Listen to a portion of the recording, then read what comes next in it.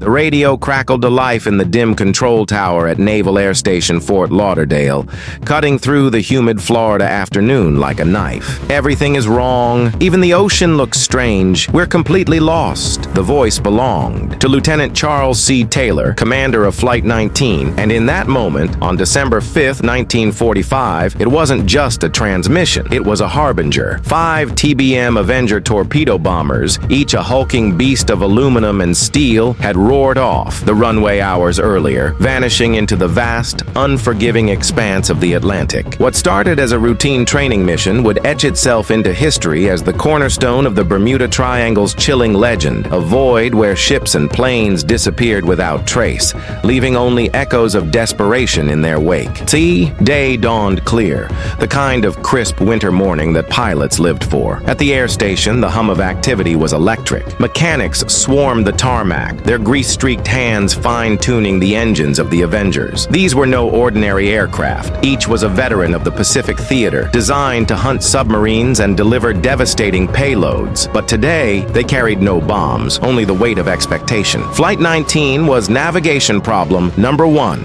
A standard exercise to sharpen the skills of 14 young airmen, most in their early 20s, fresh from the rigors of war. Lieutenant Taylor, a seasoned instructor with over 2,500 flight hours, strode across the briefing room with the confidence of a man who'd stared down typhoons. His face, etched with the lines of experience, betrayed no hint of the storm brewing inside him. He'd requested to be excused from the flight. Personal reasons, he said, but the request was denied. Now he stood before his pilots, chalk in hand, sketching the triangular route on the blackboard, east to Hen and Chickens Shoals for bombing practice, then north to Grand Bahama Island and back southwest to base. Simple as that, gentlemen, he said, his voice steady. Keep your headings true, and we'll be back for chow by sundown. Among the crew was Captain Edward Powers, a no-nonsense Marine with a reputation for precision, piloting FT-3. Ensign Joseph Bossy, eager and green, gripped the controls of FT-36, his heart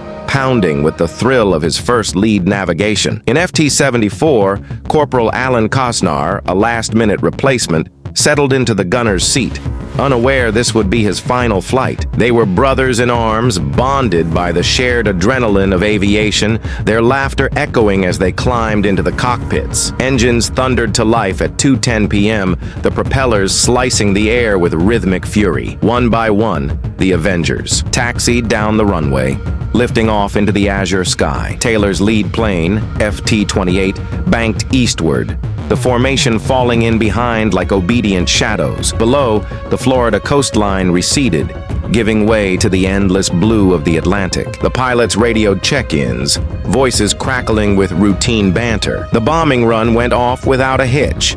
Dummy torpedoes splashed into the shoals, plumes of water erupting like geysers. But as they turned north, a subtle unease crept in. The wind, forecasted light from the northwest, seemed to shift unpredictably. Taylor glanced at his compass, frowning. It spun lazily, defying logic. He shook it off. Equipment glitches happened. Yet, in the pit of his stomach, a whisper of doubt stirred. The ocean below stretched infinitely, a mirror reflecting the sun's glare, hiding depths that had swallowed countless souls before. Little did they know, the Bermuda Triangle, a nebulous region bounded by Miami, Bermuda, and Puerto Rico, was awakening, its invisible jaws poised to claim them. The formation pressed on, the hum of engines a constant companion. Bossy, in FT-36, scanned the horizon for the faint outline of Grand Bahama. It should have appeared by now. Static hissed over the radios, and Taylor's voice broke through. "Check your headings, boys. Something's off." The words hung in the air, the first crack in the facade of normalcy. As the sun dipped lower, casting long shadows over the waves, the pilots felt the isolation closing in. They were alone in the sky, adrift in a sea of blue, with no land in sight. High above the churning Atlantic, the 5 Avengers droned northward, their wings glinting in the fading light. Lieutenant Taylor adjusted his headset, the leather straps digging into his temples. He'd flown these routes before, knew the feel of the air currents like the back of his hand. But today, the compass. Needle danced erratically, refusing to settle.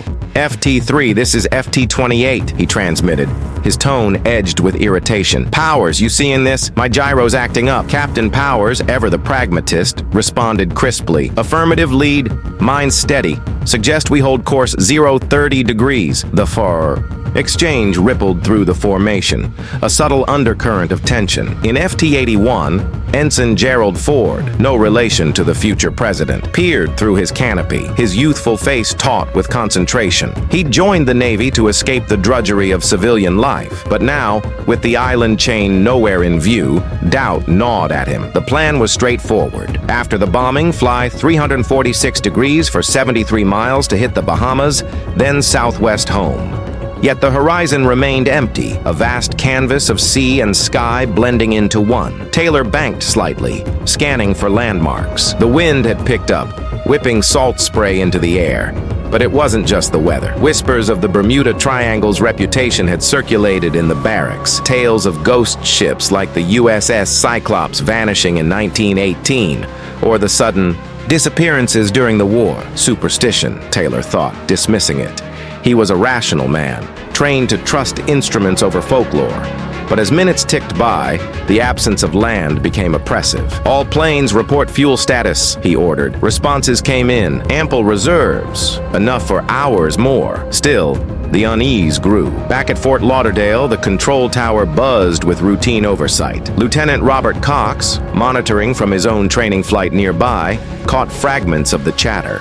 Something about it prickled his instincts. He keyed his mic. This is FT-74, what's your trouble? Taylor's reply was measured, but revealing. Both my compasses are out. I'm trying to find Fort Lauderdale. I'm sure I'm in the Keys, but I don't know how far down. The Keys? That was impossible. They'd flown east, not south. Cox's brow furrowed. The formation was hundreds of miles off course if Taylor's assumption held. In the cockpits, pilots exchanged glances with their crew. Sergeant Howell Thompson, turret gunner in FT-28, twisted in his seat, his eyes wide. Sir, that can't be right. We didn't fly over the Keys. Taylor nodded grimly, but his mind raced. Memories of a previous disorientation over the Gulf flashed. Had he confused the Bahamas Keys for Florida's? The sun was setting now, painting the sky in hues of orange and purple, but it offered no clarity. We'll fly west until we hit the peninsula, Taylor decided, his voice broadcasting to the group. The planes wheeled in unison, engines straining against the headwind. As darkness encroached, the ocean below transformed. What had been a serene blue now roiled with whitecaps, waves cresting like hungry maws. Bossy, leading his own leg, felt a chill unrelated to the dropping temperature. His radio crackled with static, voices overlapping in growing confusion. I see a tanker. No, it's gone. Illusions. The mind played tricks at altitude, especially with fatigue setting in. Powers challenged Taylor's call. Damn it, we're not in the Keys. We need to head due east to find the coast. The disagreement hung heavy, a fracture in the chain of command. Cox, still listening, offered guidance. Suggest you put the sun on your port wing and fly north. But interference garbled the message. Taylor's formation, now a loose gaggle, pressed westward into the gathering night. Fuel gauges dipped slowly, but the real drain was on morale. Whispers turned to urgent debates over the airwaves. The Bermuda Triangle's shadow lengthened, its mysteries not in supernatural forces, but in the all-too-human errors amplified by isolation. As stars began to prick the sky, the pilots realized with dawning horror they were lost, truly lost, in a wilderness of water. The cockpit of FT-28 filled with the acrid scent of sweat and avgas as Lieutenant Taylor gripped the yoke, his knuckles white. The sun had slipped below the horizon, leaving a twilight veil that blurred sea and sky. All planes, maintain formation, he transmitted, but his voice betrayed a tremor. The compasses, both magnetic and gyro, spun wildly as if mocking their plight. Taylor had ditched his initial Keys theory. Now he believed they were over the Gulf of Mexico, far west of their intended path. "We must have gotten turned around," he muttered to his crew. Thompson, in the back, peered out at the inky waves, his heart hammering. No lights, no ships, only endless darkness. In FT3, Captain Powers fumed silently. As the most experienced after Taylor, he knew the math didn't add up. Their fuel burn suggested they'd overshot the Bahamas, perhaps into the open Atlantic. "Lead. This is Powers. I say we reverse course. Fly 0-90 degrees until we hit Florida." The response was sharp. "Negative.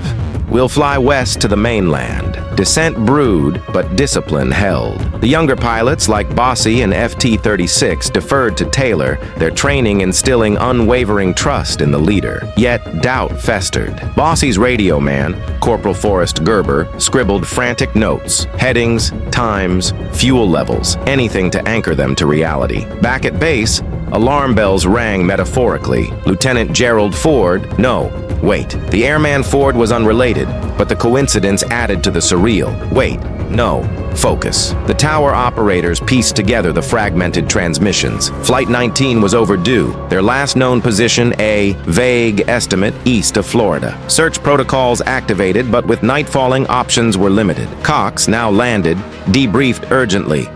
They're disoriented, talking about the Keys, but they're nowhere near. The operations officer, face grim, ordered standby for a rescue dawn patrol. Aloft, the situation deteriorated. Static overwhelmed the radios, voices distorting like ghosts in the ether. "I don't know where we are. We must have got lost after that last turn," Taylor broadcast. The words sent chills through the formation. In FT-117, Ensign Ernest Hill adjusted his oxygen mask, the cold seeping through the fuselage.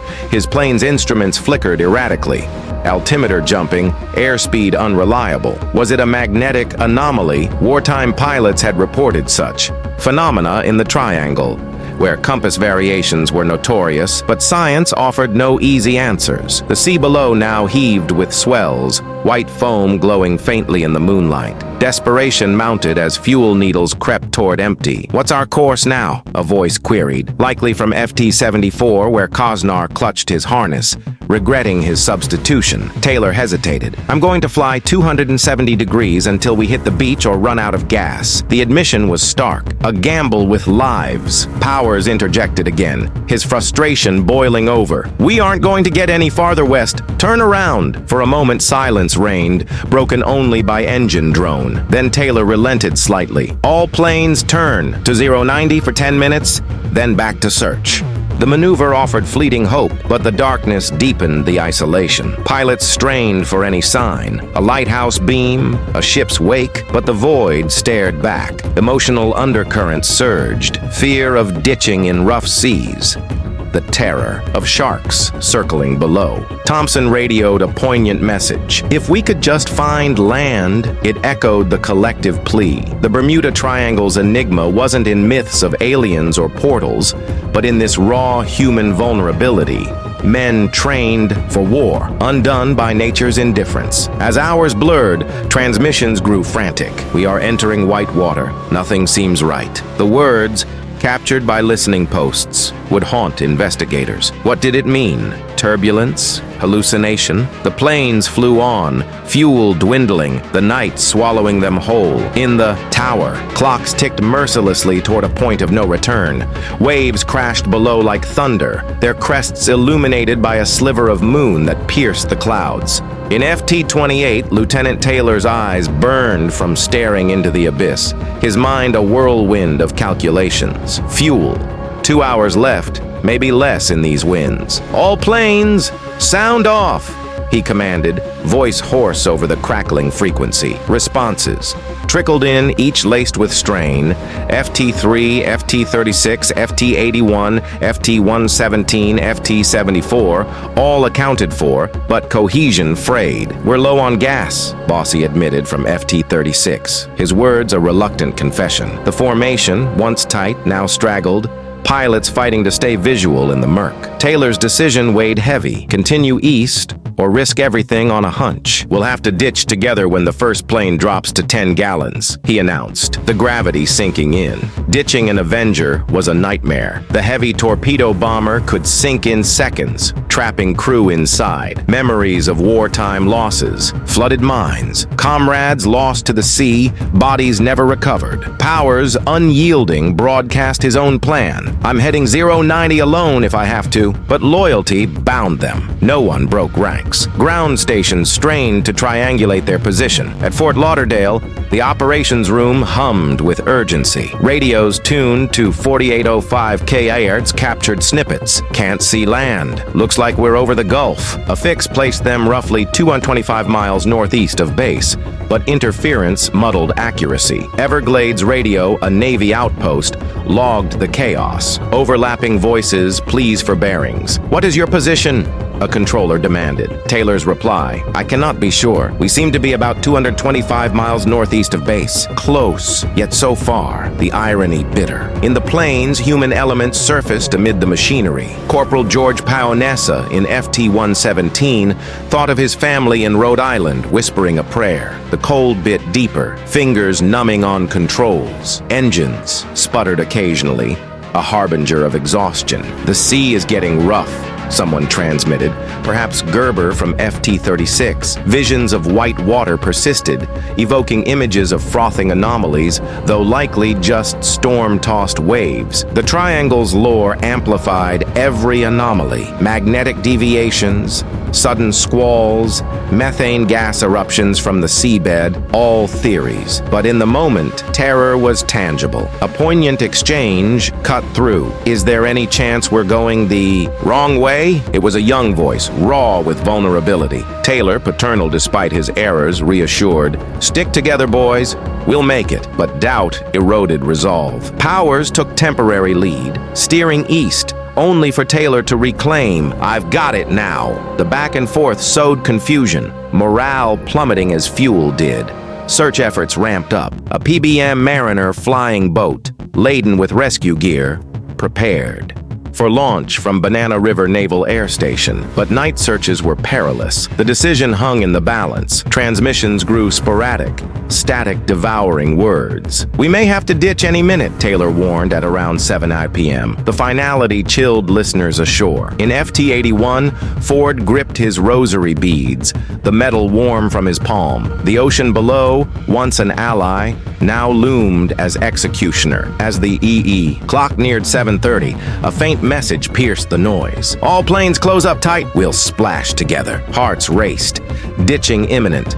Ground crews mobilized, but the vastness mocked them. The Bermuda Triangle claimed its victims not with spectacle, but silence, leaving families to grapple with voids. In those last airborne moments, the airmen confronted mortality, their camaraderie a fragile shield against the encroaching dark. The radios fell quieter, the night pressing in, suspense coiling like a spring ready to snap. The engine's roar became a dirge as flight. 19 hurtled through the starless void, each plane a solitary lantern in the black. Lieutenant Taylor's voice, now a ragged whisper over the airwaves, carried the weight of command's burden. When the first one gets down to 10 gallons, we all go down together. It was 7:50 p.m., and the fuel crisis was no longer abstract. Gauges hovered perilously low, the Avengers guzzling their reserves in the relentless headwind. In FT-36, Bossy calculated silently, perhaps 30 minutes left. His crew,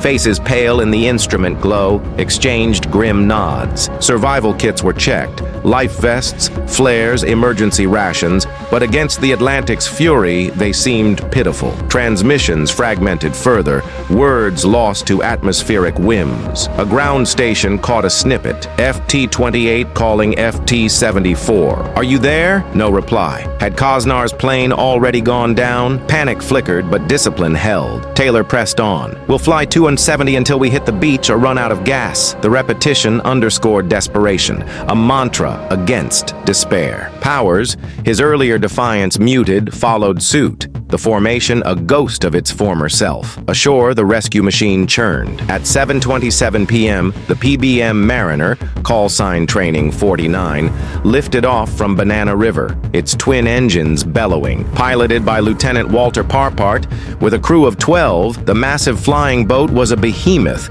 nicknamed the Flying Gas Tank for its volatile fuel load. Their mission: locate Flight 19, drop flares, guide them home. But the Mariner itself was a risk, prone to vapor leaks. It flew into the same treacherous skies. "We'll find them," Parpart radioed confidently, banking toward the last known coordinates. In the Avengers, the human toll mounted. Exhaustion blurred vision. Hypoxia nipped at edges of consciousness. Thompson in FT-28 envisioned his wife's face, an anchor in the storm. "Tell her I love her," he might have thought, though no such message was sent. The sea below raged, swells reaching 15 feet, whitecaps like spectral fingers. "Entering white water again," a voice broadcast, eerie, unexplained. Was it turbulence from underwater vents? Or illusion born of fear? The triangle's mysteries deepened, facts twisting into enigma. Suddenly, at 8:15 p.m., all contact ceased. No final mayday, no coordinates, just silence. Ground operators strained, calling repeatedly. "Flight 19, report position." Nothing. The planes had vanished, as if swallowed by the night. Speculation swirled. Had they ditched en masse? Rafts bobbing in the dark? Or flown on? Engines flaming out one by one. The Mariner pressed into the search area, its searchlights piercing the gloom. Crewman Corporal James Thompson, no relation to the Avenger gunner, scanned the waves from his blister turret. At 9:27 p.m., a ship below, the SS Gaines Mills, reported a mid-air explosion high above, a fireball blooming, debris raining into the sea. The Mariner, radio checks confirmed. Training 49 was gone, no distress signal, just a sudden end. 13 more lives claimed, the triangle's toll rising. Back at Fort Lauderdale, the operations room fell into stunned hush. Families were notified. Wives, mothers, siblings, their worlds shattering with telegrams bearing dreaded words. The search expanded at dawn. Ships, planes,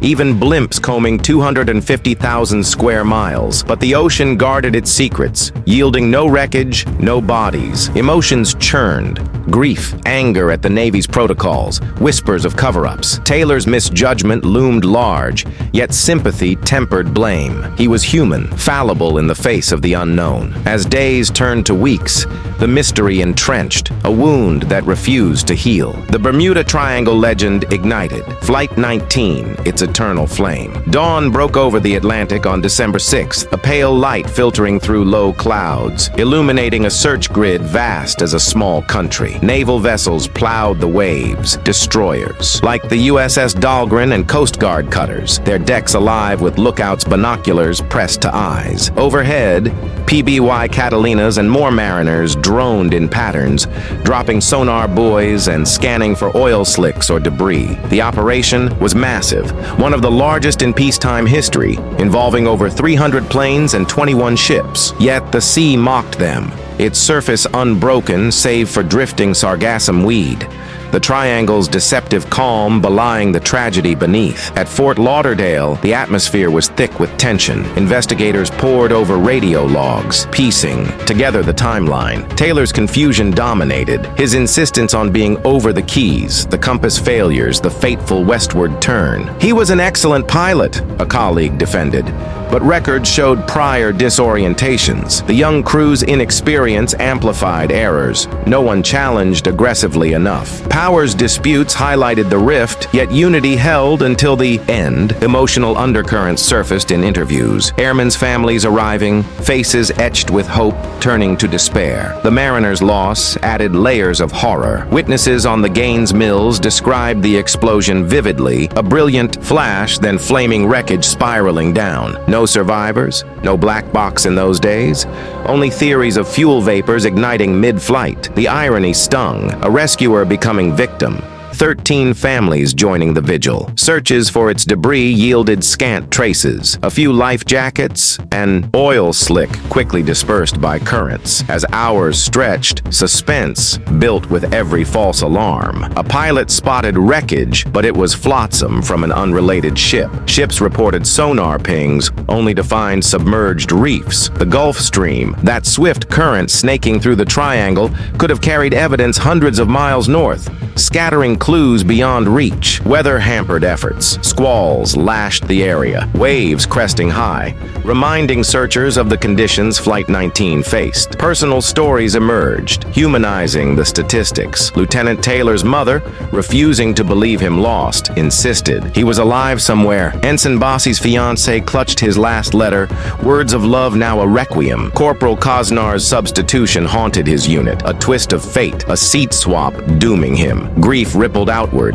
touching communities from Florida to New England. Navy chaplains offered solace, but questions festered. Why no wreckage? Were their survivors adrift, signaling in vain? By December 10th, the official search wound down, though private efforts lingered. The Navy's Board of Inquiry convened, sifting evidence. No foul play, no enemy action, just a confluence of errors, faulty compasses, leader disorientation, poor weather. Yet gaps persisted. The white water, the sudden radio silence. The Bermuda Triangle's aura grew, fueled by media. Headlines screamed of mysteries, linking to past vanishings like the 1880s Ellen Austin or the 1920s Carol A. Deering. In quiet moments, survivors' kin imagined final scenes, planes gliding to watery graves, crews bracing for impact. The emotional depth cut deep, lost potential, unspoken goodbyes. The triangle wasn't a monster, but a mirror to human limits, where technology faltered against nature's vastness. As the inquiry closed, declaring the cause unknown, the mystery endured, a spectral presence over the waves, beckoning the curious and the brave. The inquiry room at Naval Air Station Miami hummed with subdued intensity, officers in starched uniforms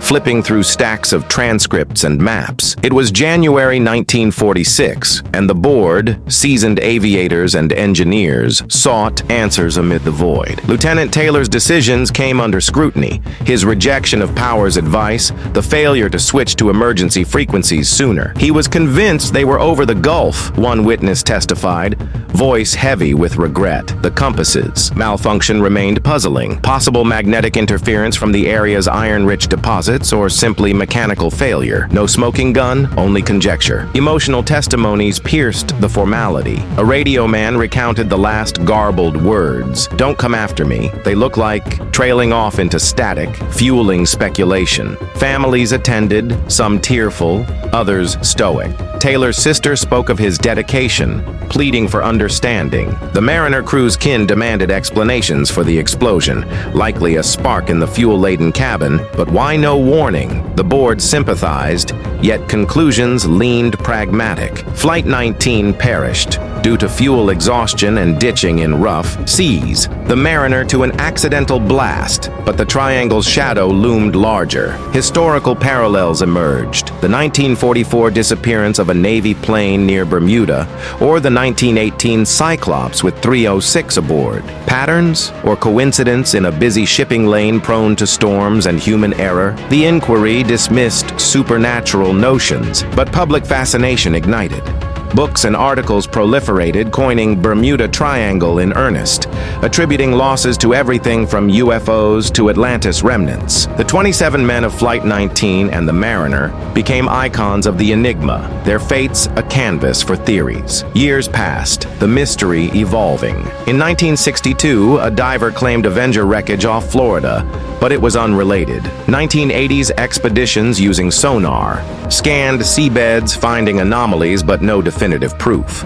Emotional resonance persisted, memorials erected, documentaries retelling the tale with haunting reenactments. Descendants shared stories. A grandson of Thompson cherishing a faded photo, wondering about his grandfather's last thoughts. The human drama deepened with time. Imagine the airman's final moments. Taylor, regretting his denied leave request. Young Bossy, dreaming of home. Isolation amplified terror. No enemy to fight, just the relentless sea. The triangle's true horror lay in absence. No graves, no closure, only endless speculation. Navy records, declassified, revealed no cover-up, yet doubts lingered. Why did searches miss obvious debris? Currents, they said, but whispers of experimental weapons or magnetic storms endured. As decades unfolded, the story wove into cultural fabric. Films dramatized the vanishings, songs lamented the lost. Yet at its core, it was a tale of valor and frailty. Men who flew into the unknown, bound by duty, undone by circumstance. The Bermuda Triangle, that invisible peril, reminded humanity of its precarious perch, where one wrong turn could erase all trace. The sun sets over the Atlantic even now, casting golden hues on waves that have long since calmed. But the echo of Flight 19 lingers like a persistent fog. In 1991, a salvage team led by Graham Hawkes claimed to have found 5 Avengers on the ocean floor off Fort Lauderdale, igniting hope. Analysis dashed it. They were unrelated wrecks. Serial numbers mismatched. The true planes remain elusive, perhaps buried in abyssal trenches or scattered by undersea currents. The mystery's endurance speaks to our fascination with the unexplained, a counterpoint to an age of satellites and GPS.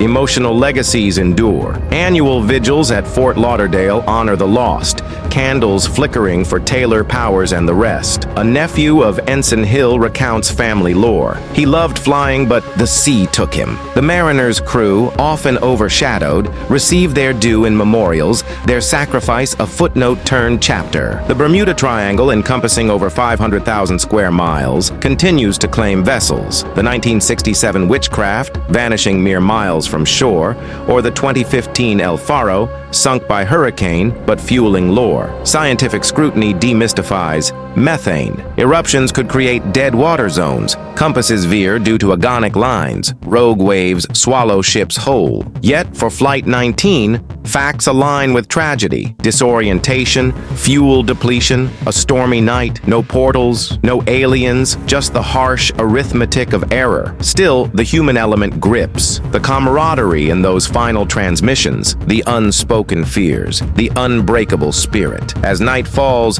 one can almost hear the ghostly radios. Everything looks strange. The story of Flight 19 isn't just history. It's a cautionary epic, a reminder that even in victory over war, nature reclaims its dominion. The 27 souls vanished, but their legacy haunts, compelling us to gaze at the horizon, wondering what secrets the deep still holds. Decades on, the narrative evolves, inspiring expeditions and debates. In 2015, a Cuban discovery of a possible Avenger stirred buzz, but again, no match. The emotional pull remains visceral. Imagine the wives receiving those fateful calls, lives upended in an instant. Taylor's mother, until her death, believed he survived, perhaps on some uncharted isle. Such hope, amid grief, underscores the story's depth. The triangle's allure draws adventurers, some vanishing themselves, perpetuating the cycle. Yet, in quiet reflection, Flight 19 stands as a monument to human endeavor. Pilots who faced the void with courage, their mystery a testament to life's fragility. As waves lap Florida's shores, the saga endures, chilling and profound, a true tale etched in the annals of the unknown.